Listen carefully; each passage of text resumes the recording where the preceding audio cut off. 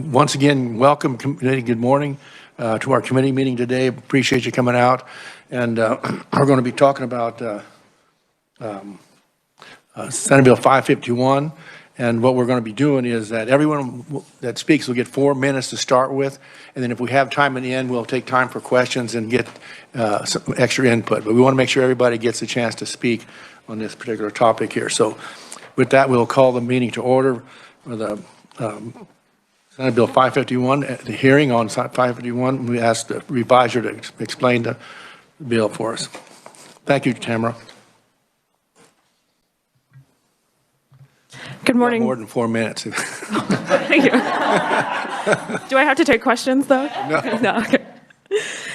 Good morning, committee, and thank you, Mr. Chairman. So I will discuss the provisions of the bill in just a moment, but first I kind of want to talk about the setup that's going on now.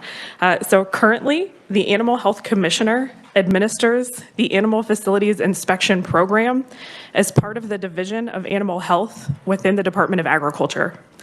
The Animal Facilities Inspection Program regulates companion animal facilities that are required to be licensed and regulated and inspected pursuant to the Kansas Pet Animal Act. Senate Bill 551 would establish the Pet Animal Facilities Inspection Division within the Department of Agriculture. The division would be a continuation of the existing Animal Facilities Inspection Program that I just mentioned. This division would be administered by a director appointed by the Secretary and under the supervision of the Secretary. So the licensing and regulation of the pet animal facilities pursuant to the Pet Animal Act would now be under this division and the director. Additionally, the bill provides that all rules and regulations that were previously promulgated by the Animal Health Commissioner pursuant to the Kansas Pet Animal Act would continue in effect until they are amended or revoked. The director would be required to cooperate with the commissioner to prevent the spread of contagious or infectious disease among the animals of the state within facilities that are regulated by the Kansas Pet Animal Act. So this is a rather lengthy bill, but sections 2 through 28 mostly make corresponding technical changes to the Kansas Pet Animal Act based on that new section 1 that would establish that new division that I just discussed. Most of these amendments replace the term commissioner with director in existing law. There are a few instances where the amendment does require the director to work in consultation with the commissioner, and there is an update to the records retention requirement. Additionally, the bill would allow the governing body of a political subdivision or the board of directors of a humane society to develop an alternative plan for the capture, release, shelter, spaying or neutering, and provision of medical care to feral cats. That plan would have to be approved by the Animal Health Commissioner. This bill would take effect upon publication in the statute book, and I will be happy to answer questions. Okay, thank you very much. Committee, any questions for the advisor? Senator Reichman. Thank you very much, Chairman, and thank you for the presentation. In this particular bill, then, how does this carved out?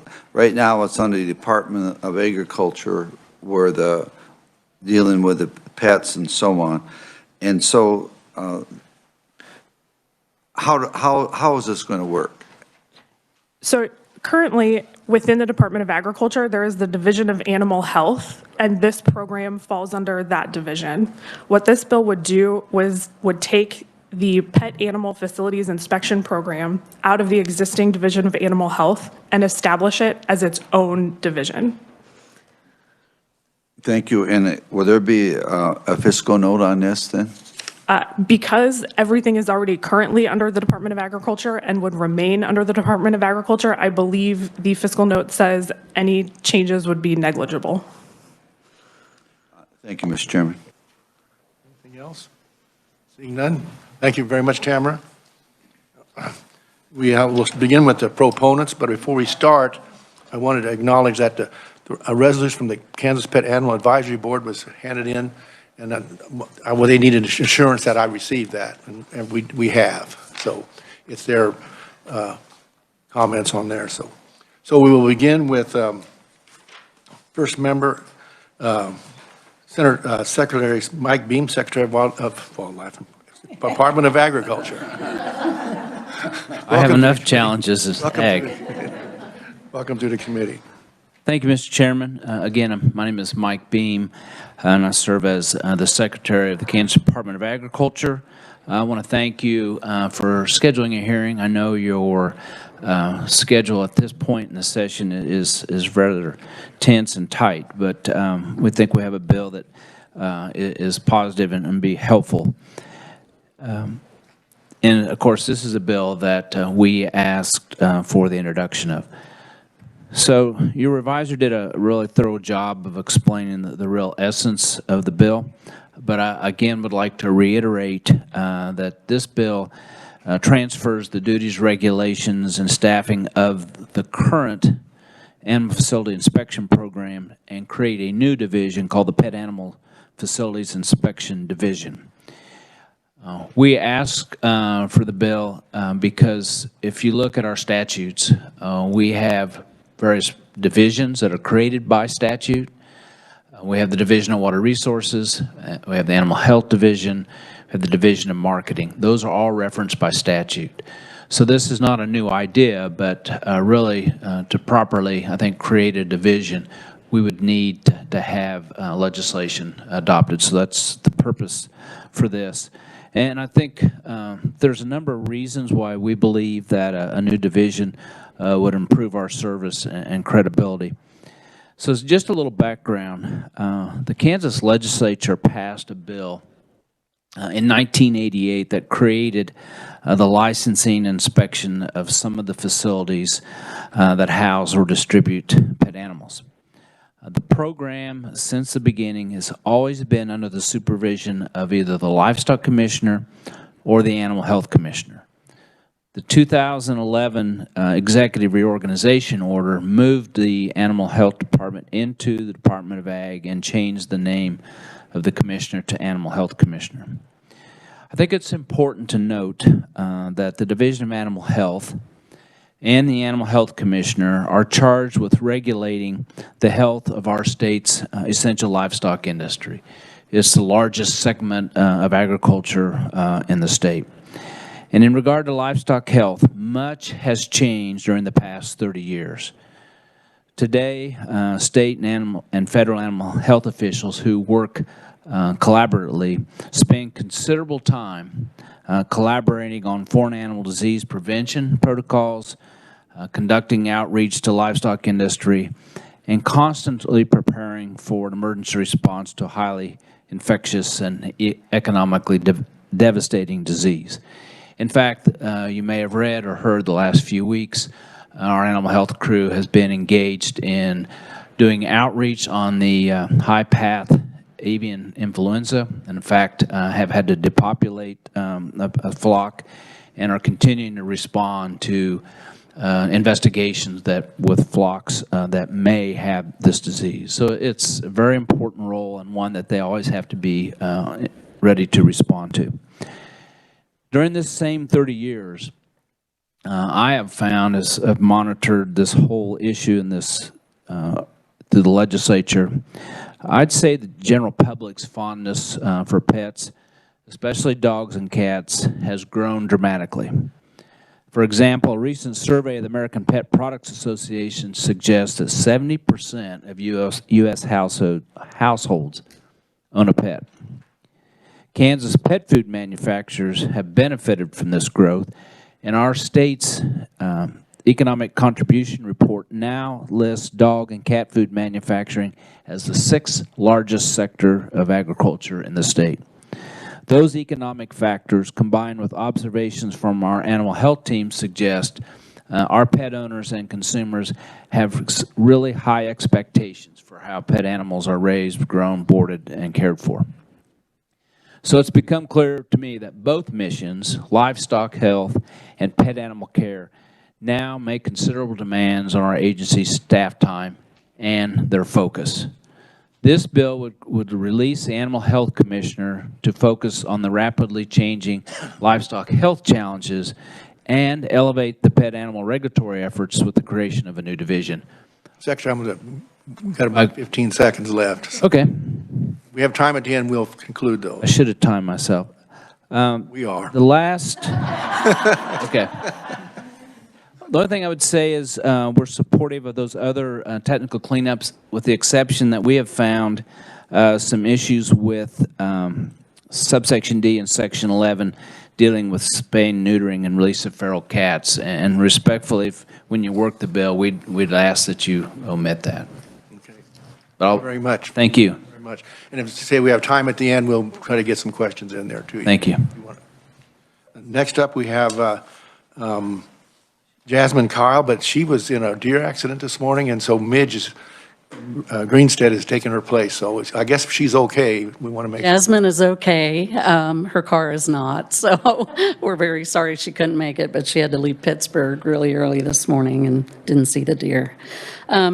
Secretary Beam touched on a lot of her testimony, but I would like to point out that in the last 11 years that the Animal Health Department was in a standalone agency, that George Teagarden and Deborah Duncan averaged seizing 950 animals a year and closing 20 to 45 licensed and unlicensed facilities every single year for that last 11 years. And that's significant that without that enforcement, without that focus on pet animals in Kansas, then you're bringing the whole industry down, whether they're breeding, sheltering, boarding and training, pet stores, whatever it is, it brings the whole thing down. And so we would like to see that, Jasmine would like to see that moved into its own division so that the focus can be on pet animals and not livestock. She has a resolution, which you have there, that has been signed on by, I think, 62. I didn't count them, but I think she said 62 shelters and rescues on her testimony, 800 on the resolution. I'm so sorry. I'm not Jasmine, not as good. But I'd like to kind of go over that just briefly. Secretary Beam did touch on quite a few of that, but it will help with oversight of the Pet Animal Act. There are also 296 shelters and rescues who care for the lost, homeless, and neglected pets, as well as doing a lot of other things for their communities. The post-audit that was done on the AFI program showed that there was a lack of adequate policies and consistent inspections and penalties under the Pet Animal Act. The program deficiencies created an undue financial burden on local governments. You should have testimony from Nika Orbaugh, Sedgwick County, who pointed out the 3 seizures that she had to do. And there are several others. Senate Bill 551 will support the efforts of shelters and rescues through adoption, training, emergency services, protect pets, and serve Kansas communities. And she has an undersigned group of shelters and rescues there for you to look at. Thank you. Okay, thank you very much, Midge. Appreciate that. Next up is Crystal Swan, Black Deer, Leavenworth County Humane Society. Welcome to the committee, Crystal. Thank you, Mr. Chairman. I appreciate the opportunity to be with you. I am Crystal Swan Black Deer, Lieutenant Colonel, U.S. Army retired. And what I've done with my time since I left the Army is devote myself to the health and welfare of pet animals and the people who care for them in Leavenworth County. I'm speaking today as the Executive Director of Leavenworth County Humane Society in Lansing. We serve the cities of Basehor, Bonner Springs, Lansing, Linwood, and Tonganoxie, as well as the unincorporated areas of Leavenworth County under contract. I also serve as the Governor's appointee to the Pet Animal Advisory Board, representing licensed animal shelters in Kansas. Because there's no provision in the Pet Animal Act for a board representative for rescues, I also am responsible for representing those agencies. Shelters and rescues are the largest group of licensees under the Act, 296 licensees as of our last board meeting on the 9th. We have one voice, we, shelters and rescues, have one voice on that advisory board, while there are 3 representatives for breeders, 1 for pet distributors, and that represents 277 licensees as of the 9th of March. Clearly, our board does not equitably represent the Kansas pet animal industry. Now, I would also like to add that all of the members of the Pet Animal Advisory Board are people that I admire and respect and I listen to. And one of my goals in coming onto the board was to work for consensus and common understanding and elevating the level of care provided to animals throughout the industry, whether it's shelters or rescues or breeders or pet stops or pet shops or training kennels. So my goal, and I believe a shared goal on the board, is to elevate all of us so that we're all doing better and hold each other accountable. As you are aware, the resolution adopted on March 9th by those appointees at the meeting is submitted as testimony.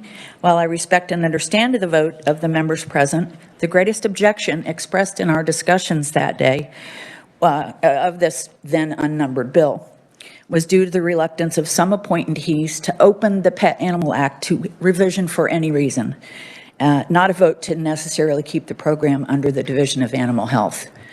Shelters and rescues serve our communities by caring for lost and homeless pets. Many shelters offer affordable vaccinations and other veterinary care, pet food pantries, access to spay and neuter services, and help with behavior and training issues, all in an effort to keep pets with their families. Shelters and rescues also aid in disaster relief and recovery, provide emergency service for lost animals in urgent need of care, and ongoing care for pet animals seized by law enforcement, subject to cruelty and neglect investigations. We do this work not for financial gain, but because we're committed to serving our communities, protecting the health and welfare of pet animals who are part of the fabric of those communities. I also put out the word to try to get people to sign on to a letter in support of the Senate Bill 551. There were, close to 100? Which includes municipal shelters, pet stores, rescues, 501c3 not-for-profits. So it was a wide variety of people that I interact with regularly. Under the Division of Animal Health, the inspection program has been under-resourced, undermanned, and chronically unable to fulfill its mission, as Dr. Beam as Secretary Beam stated. This continues to endanger the integrity of the pet animal industry in Kansas. A robust and empowered Pet Animal Facilities Inspection Division will provide for trained inspectors sufficient to inspect, advise, and train all licensees on a schedule that makes sense, a qualified cruelty and neglect investigator, legal counsel, and our great director, plus resources to provide care for animals seized when the circumstances require. Pet animal health will be improved and suffering will dramatically increase. Not only pet animal health will improve, but it will give the focus to the livestock segment of agriculture that it deserves, focused attention, so that we can ensure the quality and health of those animals as well. We need to move on. I appreciate your time. Okay, thank you. Thank you very much, Crystal. Our next proponent is Terry Humphrey, the stray dog policy. Welcome to the committee. Thank you. Senator Kirshen and members of the committee, good morning.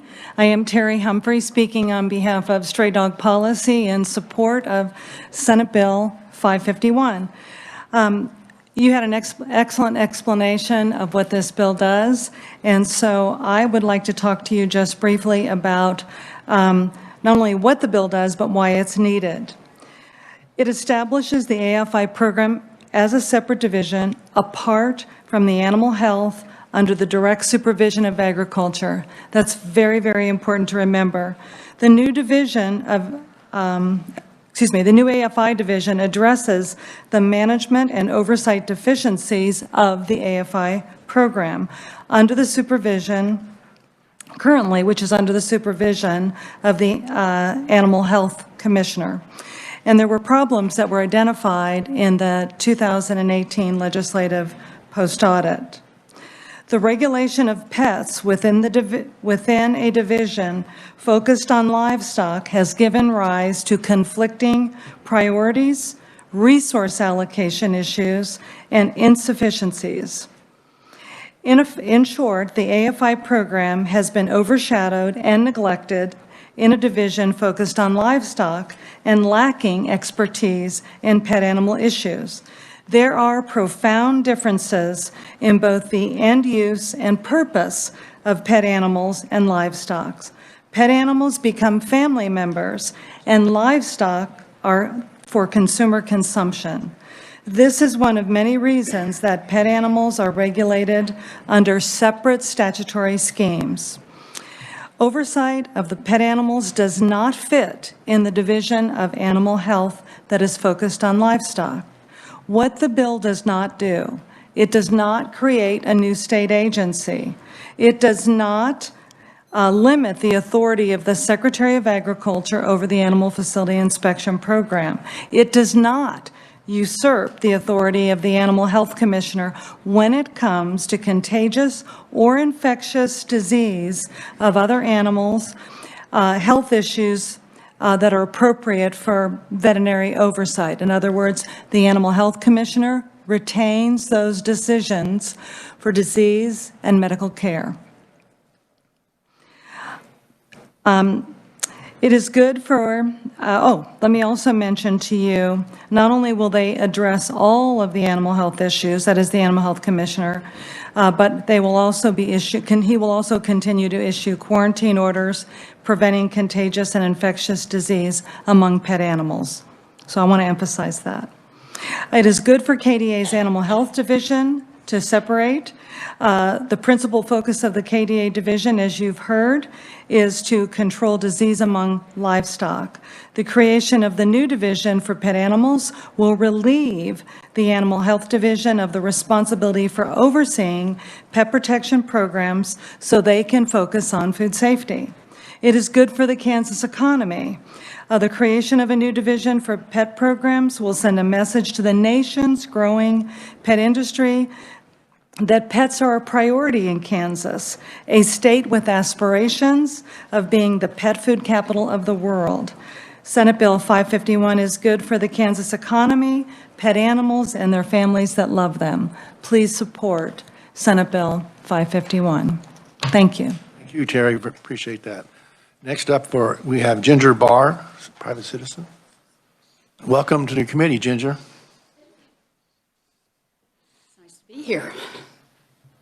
Mr. Chairman and committee members, you have my written testimony, but my name is Ginger Barr. I served in the Kansas House of Representatives from 1981 to 1989, and I've been following this for 30 years.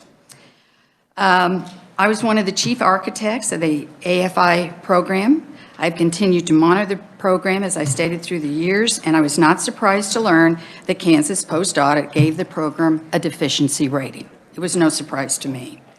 I am not affiliated with any group that lobbies for animal issues, such as breeders, humane societies, state universities. I have no hidden agenda. I am just speaking up for what is right and in the best interest of our state. The AFI program was only once run correctly, and that was under the supervision of George Teagarden as Livestock Commissioner. George and I served in the legislature together. He hired Deborah Duncan, who worked in the legislative budget with him on the House Ways and Means Committee.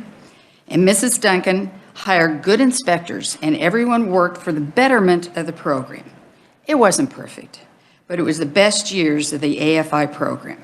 They were fair and in their dealings. I support Mike Beam. We've been talking about this for 30 years.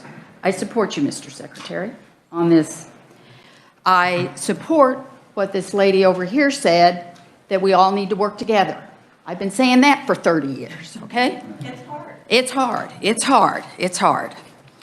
Breeders, shelters, rescues, boarding facilities all need to be inspected, not only for the protection of the pet animals, but also for the families that purchase or adopt that pet. And you also have to look at consumer protection. Kansas should be a national leader for pet animal health. It can do it. It can do it if it wants to. If a program is done correctly under the Kansas Pet Animal Act, it could be marketed as a wonderful resource for Kansas commerce. I ask you to protect pet animals, support the works of shelters and rescues, support families, support the breeders, and pass Senate Bill 551. I stand for questions. Thank you very much, Ginger. We'll take the questions at the end, as we said before. Thank you. Thank you for your testimony. Committee, that's all I have as proponents in oral testimony. We have written provided for us from Vanessa Cowie, Prairie Paws Animal Shelter, Kelly Bogner, Kansas Pet Animal Advisory Board, Nick Orbaugh, Kansas Animal Control, and Midge Grimstead, Humane Society of the United States. Those are written testimony for us to see. So we will move now to ask for the neutrals. Anybody here want to testify as neutral? Not seeing any. We'll move into the opponents. We'll begin with Laura Lee Thomas from Puppies Extraordinaire. Welcome to the committee. Good morning. My name is Laura Lee Thomas, and I have been a professional breeder for 23 years. I currently have the privilege of serving and representing my peers as a member on the Pet Animal Advisory Board. I am here today in opposition of Senate Bill 551 and ask that you not pass this bill. Last week, we had our quarterly advisory board meeting, and we were asked to send a resolution to the legislators supporting a bill that we had not even seen. I wanted to reference what Crystal was saying, that when we were talking about it as a group, we hadn't even seen the bill, the new one that she was going to propose. We had just heard about it. And so when we were talking about it, and it was true that we were saying we don't want the Pet Animal Act opened up again, but we hadn't even seen what was in the bill. So that's why I'm writing this letter.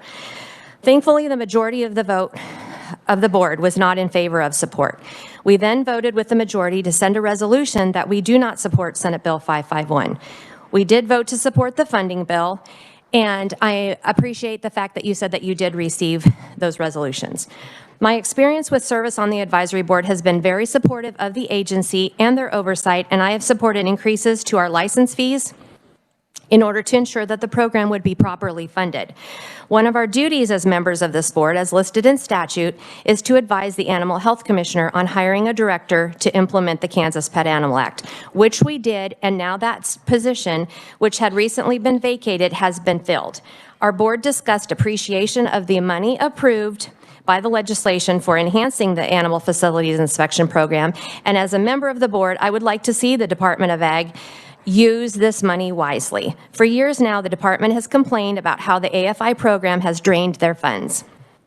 With the enhancement in place, I would suggest that the Kansas Department of Agriculture use this money to hire and give raises as they propose to do upon receiving an enhancement, and then show the necessity of why it should be a standalone division. The new director of the program has only been working here for a couple of months. Why not give her time to learn? And who better to teach her than the Animal Health Commissioner, who, according to current law, oversees the Kansas Pet Animal Act? How can taking the Animal Health Commissioner out of overseeing the health of Kansas pets give more credibility? Governors and secretaries will come and go just as the seasons change. The Animal Facilities Inspection Program shouldn't change with every season. Please keep the stability of the program where it is and not put it at risk to change every time a new governor or secretary of agriculture comes along. Thank you for your consideration. Thank you very much, Laura Lee. And we have the resolution for sure. Next up, we have Michelle Russell from Kansas Pet Professionals. Welcome to the committee, Michelle. Thank you, and good morning, everyone. Happy St. Patrick's Day, Chairman Kincher and Senate Committee. My name is Michelle Russell. I have been a breeder for almost 20 years. I also serve as the president of the Kansas Pet Professionals. Today, I speak on behalf of the licensed professional breeders of the state.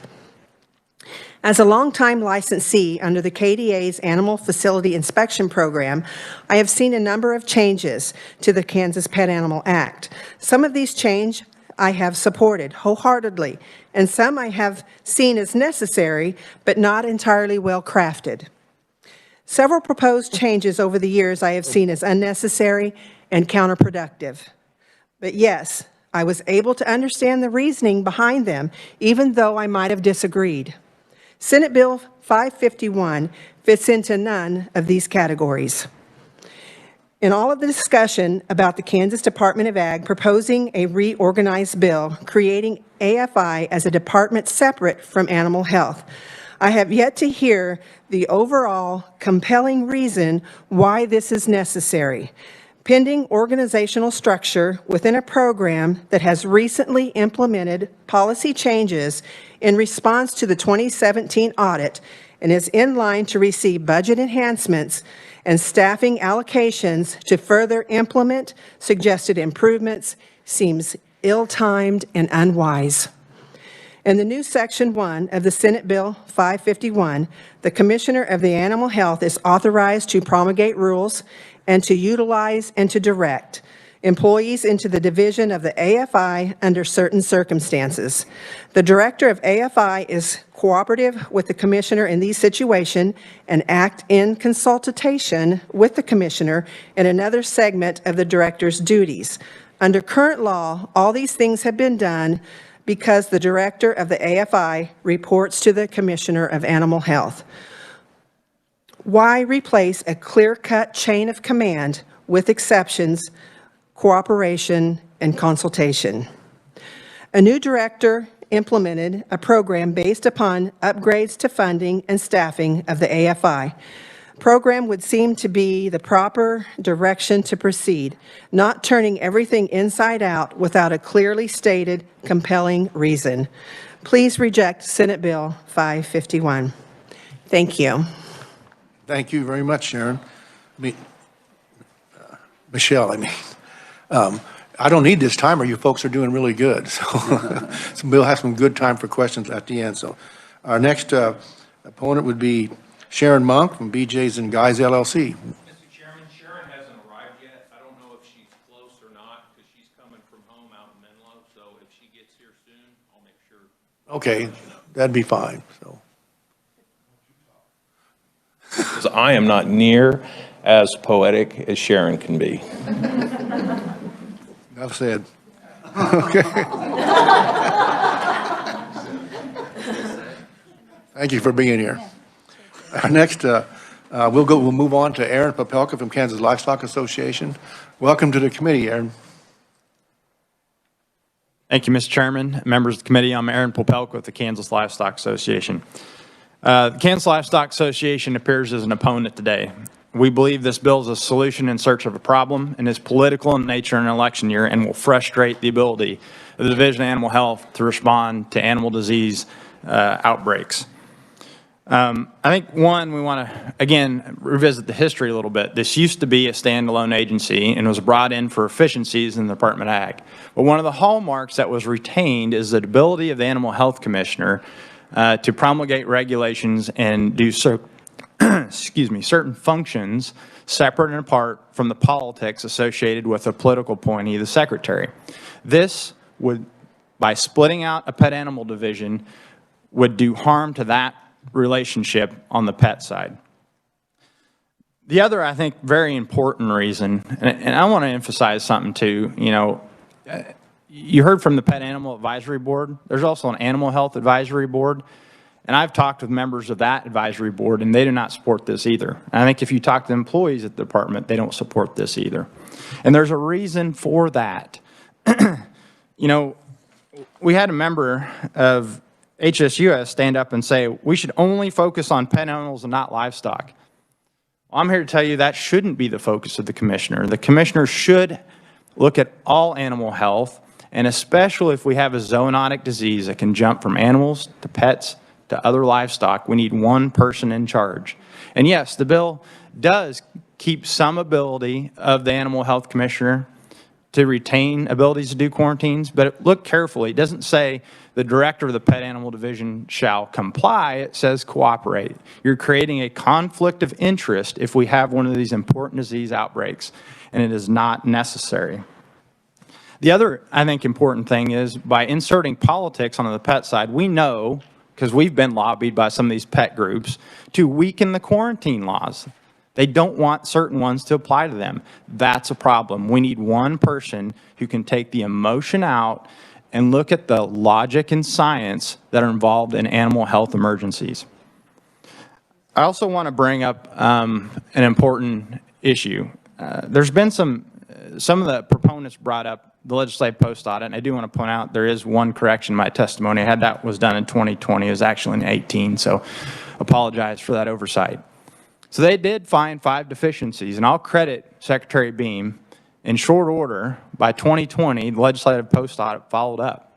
And I'm going to quote from their findings. The Kansas Department of Agriculture implemented all 5 recommendations. So let's be clear. the issues were resolved. Now, one of the things that remains is they do need some more funding for inspectors, and we, Kansas Livestock Association, support that extra funding. But in regards to funding, we think there's an issue there too. If you split this out, right now the livestock part of this is primarily self-funded. We get some SGF. Why? Because our industry stepped up about a decade ago to support higher fees to fund our health programs. The problem is on the pet animal side, just a few years ago when they did fees, groups like HSUS and others stood up here and argued against increasing their fees, and so they're severely underfunded. So if you split these out, they become more reliant on SGF than they already are, and if we get back in leaner budget times, we will see our little bit of SGF diminish, because just look at all the people who are here to say, hey, using a motion, we got to put more public funding into this, more public funding. By keeping it together, we allow some flexibility, and we don't diminish the ability to appropriately run livestock programs. So again, I want to emphasize here, we strongly, and I think the other thing is, if you add the funding, not only have the issues been resolved, but you can create another administrator for the pet program without doing a bill. There's no reason for the bill. More inspectors and administrator takes care of the problem, and the commissioner stays in charge. No reason to change statutes. So with that, Mr. Chairman, we urge you not to move this bill forward, and I'd stand for any questions. Thank you. Okay, thank you very much. Sharon, anybody heard anything from Sharon getting here yet? Okay, well, we'll just hold the spot open. So that concludes is anybody else that would like to testify as an opponent, in addition to the ones we already had? Let me make sure everybody gets a chance. Seeing none, the written only opponent testimony is Greg Smith, member of Kansas Pet Advisory Board, Kendra Titus, Animal Advisory Board, Laura McMorland, Pet Advisory Committee, and Kansas Pet Professionals, signed by 255 people. So that makes up the opponent testimony. I'll ask again, is there anybody who want to testify neutral? Okay. With that, we can move into some question and answers. And I would ask Secretary Beam, since you didn't get to finish, would you want to make a few more remarks, or we'll go straight to questions? Well, thank you, Mr. Chair. You have the written statement I had, so I would just say that those two cleanup statutes, I think, are helpful, that we're still supportive of. That's the retention schedule for our records. And the other one is on approved euthanasia measures that we use the latest reference in statute, the latest standards by American Veterinary Medical Association. And then again, we've had some questions and concerns about subsection D, section 11, so would ask that you strike that. But any questions, I would be happy to respond to. We can take questions now for whoever. So Senator Francisco, you first. Since the secretary is there, can you, I was looking at the subsection in section 11 regarding feral cats. So Yes. can you tell me why that would be difficult? Well, Or- I can tell you why we originally had included that, in that there is some who believe legally that the practice of catching, spraying, neutering, and releasing feral cats is probably not in compliance with the Veterinary Practice Act, and has some other issues. So but we have not suggested that that be enforced upon or stopped. It happens in some communities. So we just had thought maybe a clarifying amendment to allow a process. But I think there are some, because of, this bill hasn't been out that many days, there's been some concerns by shelters and others. So we'd just prefer to have another year to review that. Mr. Chair, and so I'm assuming that some of the rest of the language in section 11 that gives, after 3 days, authority to the shelter that they could still continue to release those cats. So the opportunity may still be there. Thank you. Sure. Senator Straub, you have a question? Senator. We'll get you. Okay. Sorry about that. Thank you, Mr. Chairman, and sorry about that, Senator. I thought I saw your hand up. And thank you, Secretary Beam, for being here. I believe, and this question is for you, Secretary, but in Ms. Kyle's written testimony, it says that there was no longer an investigator position to find and close those unlicensed animal facilities. Was that position ever removed, or was the position just vacant? So we have in our budget the ability, we have that position. We started to fill it right before the pandemic, and I chose to not fill it because we didn't have any idea what our budget and long-term budget would be. So we have the authority to fill a position. We do not have enough funding to do so currently. Did I miss the follow up on that? Yes. So the position is there, but the funding is not there? We don't have enough funding to fill the position right now. Unless we go into other programs, which we don't want to do. Okay, are all of your inspector positions filled for all of your confined animal inspection programs? Yeah, our large animal facility inspection program, our large animal program, we have a position open, but we should, by the end of the day, should be able to fill that one. We've got an offer out. Okay. Thank you, Secretary. It seems to me that maybe we have a labor shortage, which I think is evident across all industries across the state. And it seems that maybe we might be creating more problems with this, and maybe we just need to fill those vacant positions and not create positions if there's not funding for them. Thank you. Committee, I did want to mention that I have page pictures right now, and I will turn the meeting over to the Vice Chair to conclude the meeting and go forward. So, thank you. Thank you, Mr. Chairman. Senator Ware is next on the list. Well, I don't know. No, okay, go ahead. All right. All right, Senator Ware, go ahead. Thank you so much, Mr. Vice Chair. So, and this could be a Tamara question or perhaps for you, Mr. Secretary. In this committee, 3 or 4 years ago, we had some issues brought up by the Humane Society of Wichita, as the point folks anyway. They were having trouble with inspectors, as my memory services here. Basically, different inspectors having different priorities, let's put it that way, when they come in. And they were having animals that needed some nurturing. They came in with a relatively small illness. At any rate, it became clear then that in general, currently, the attitude for the inspectors is towards large animal rather than pets. And it seemed to me at the time that something like this bill might be the answer.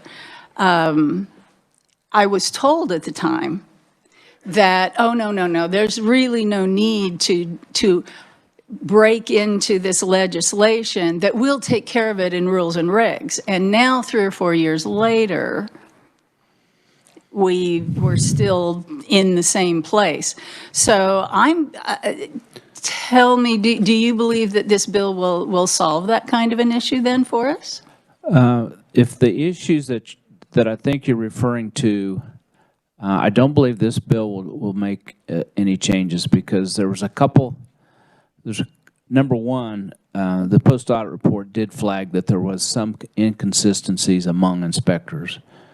And that was part of what they had suggested is, make it more standard, uniform, training, so all inspectors were on par. And I believe we're there. But there's been some concerns about, from a health standpoint, whether it has to do with quarantines and should animals be able to be released back. And this wouldn't change it because still that's an animal health statute. So it'd still be the animal health commissioner would have the say on that. I would say the animal health commissioner following that did issue an order and does allow a specific disease, and I can't remember which one it is. I can get back to you, but it did resolve part of it with an order to allow that to occur.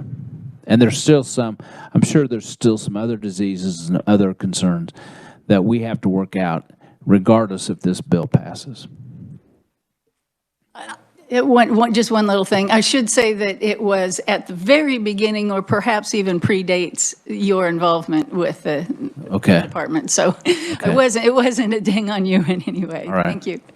Thank you. Senator Dahl has a question, but just before, while we have you up here, how many total inspectors do you have, and how many are you short? Or are you short, let's put it that way? Okay, we have 2 inspectors right now. We've had a vacancy. I know our program manager offered the job. I think we have the 3rd one on that's going to come online this spring. We would prefer to have 1 more, have 4. But right now, we've been operating with 3 for quite some time. Thank you. Senator Dalton. Thank you, Mr. Vice Chairman. This is for Secretary Beam. You stated, to piggyback on Senator Straub's question a little bit, you stated that you didn't feel comfortable with the funding to hire another. How, if we created this new position, what's the funding source to fulfill this, to fill that position? Well, the budget you passed for our agency provides the funding to do this. It's really 2 tracks. I mean, you've taken care of thus far of the funding for this program. And I might add, our budget that we submitted for FY23 included about $67,000 of large animal fees just to make it work. We haven't spent that, but it included it in the budget. And to follow up on that, you know, you get a lot of money, I'm sure, from the general fund, but you get a lot from fees, and probably, I'm just speculating that most of them are probably large animal fees. Well, there are 2 sets of fees, several sets of fees. There's fees that go in animal disease control from the large animals, and then there are license fees from these facilities, and it was indicated there was a significant increase in those fees, I think in 2017. Last time this bill was opened up. And if you look, and I can dig it out, but I mentioned in the interim committee, the fee levels for some of these facilities is pretty high. It's higher than I would like, but to get the revenue in 2017, they kind of needed to get more fee revenue. I don't want to rely anymore on fees for this program with that fee level structure.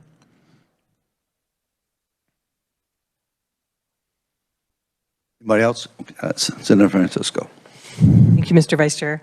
I know that there was an interim committee, I think in November, Heather can help me with this, that talked about separating this. And I think I was able to ask Dr. Smith directly at that meeting what his preference might be. And I think that there was a lot of concern about animal health, and my recollection is he indicated that just being able to focus on the large animals division and have this be handled by someone else would be helpful to him. I remember that too. Okay, so I wanted the committee to be aware of that, because I believe the animal health inspector, if we have an outbreak of disease, we want his concentration to be wholly on that, not on worrying about where inspectors are or what are the reports from the shelters. The other thing about fees, and I know this is difficult, but some of the work that our shelters are doing is for the communities and for the state to take care of the animals, as opposed to fees from a business. So there is, I see that difference. You know, the animal health inspections for livestock are part of that industry and part of keeping that industry healthy. But there seems to be some state responsibility, or I feel there's some state responsibility for handling stray dogs and cats, for dealing with that after a disaster. And I think separating these would make it clearer, or able for the legislature to fund both those in appropriate ways. Okay, thank you. Well, time is going fast on this, and I think we'll go ahead and close the hearing on SB 551. And does anyone know if we're meeting tomorrow? I was thinking we were not. Okay. He hasn't said anything. Okay. It's on. Right. We have a meeting. We have a meeting. Okay,